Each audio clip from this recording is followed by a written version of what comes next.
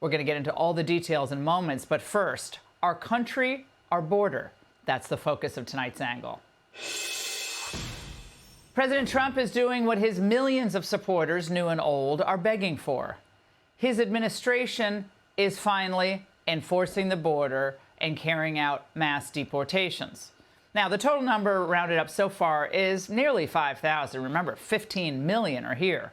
And a lot of the ones picked up and rounded up are hardened criminals, including murderers, accused child rapists, and Tren de Aragua gang members.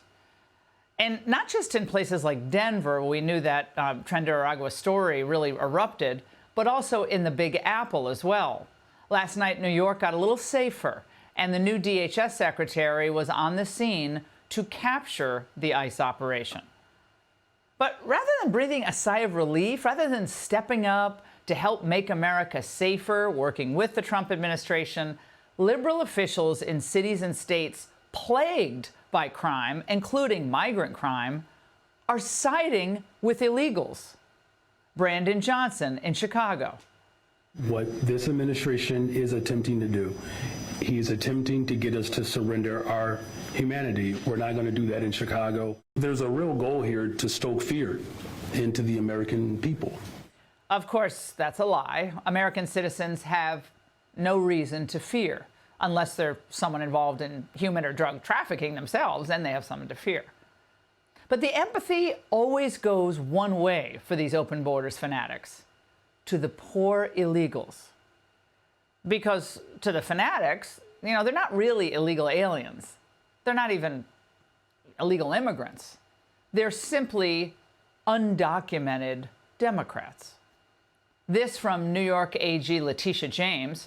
She says, "My office is aware of the increased presence of ICE across New York City.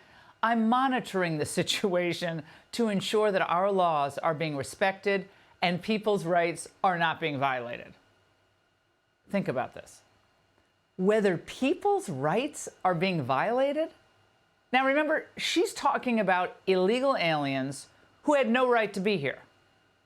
So what about the rights of this poor woman, Debrina Kawam, 57 years of age, who was allegedly murdered by illegal alien Sebastian Zepeda Khalil from Guatemala, who, by the way, was deported himself in 2018, only to cross the border again. On December 22nd, Zepeda Khalil casually walked up to the bench where she was sitting, pulled a lighter from his pocket, and then set her on fire. She screamed in agony as she died. Yeah, and of course, this man was in the United States illegally. We know that, 33 years of age. Again, is that individual someone we should actually fight for? Fight for the rights of those people. But the slow-rolling border invasion that settled 15 million illegals here has already cost the American taxpayers hundreds of billions of dollars, and it has brutalized countless lives. Not to mention how many entry-level jobs are being taken by illegals, boxing first-time legal job seekers out of the workplace entirely in some cases. And at her first press briefing as White House press secretary, Caroline Leavitt was more than ready to answer the usual pro-illegal alien chorus from the media. ICE arrested 1,179 undocumented immigrants on Sunday, but nearly half of them, 566 of the migrants, appear to have no prior criminal record besides entering the country illegally, which is a civil crime, it's not criminal.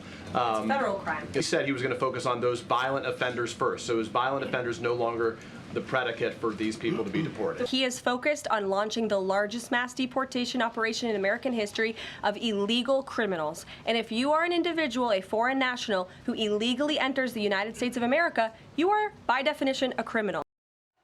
Yes, illegal means illegal. But remember, the elites love their cheap labor. 3,500 arrests ICE has made so far since President Trump came back into office. Can you just tell us the numbers? How many have a criminal record versus those who are just in the country illegally? All of them, because they illegally broke our nation's laws, and therefore they are criminals as far as this administration goes. I know the last administration didn't see it that way, so it's a big culture shift in our nation to view someone who breaks our immigration laws as a criminal, but that's exactly what they are. Oh, we're going to get into her performance today, which was masterful in a little bit. But hallelujah! Now, never forget, though, one of the other reasons the left loves wave after wave of illegal immigrants, new converts. I mean, most people are onto their game at this point, but millions of illegals, many of whom are, sadly, and this is already reported, illiterate in their own languages, they're ripe for the left's anti-American propaganda. So they're new brainwashed activists who will be, I think, sought after to protest and, they hope, eventually vote. Eventually, they want them all to speak like this. What they actually do behind the scenes, they trust will not really get out. And it is part of a different agenda they have, which is really to make America white again. You start having Gestapo raids in America, and we start becoming a country where, as in East Germany, a knock on the door is the thing people are thinking about. Yes, yes. After it failed miserably in the 2024 presidential election against Trump, they're back to the Hitler routine again. It's always a sure sign they're losing the argument, so what do we expect? So doing right by our workers, our citizens, our legal immigrants, our border, and our budgets requires that we keep the focus on enforcing the law. Those who wish to come here will need to come legally or not at all. It's our country and our border, and that's the angle. Hey, Sean Hannity here. Hey, click here to subscribe to Fox News YouTube page and catch our hottest interviews and most compelling analysis. You will not get it anywhere else.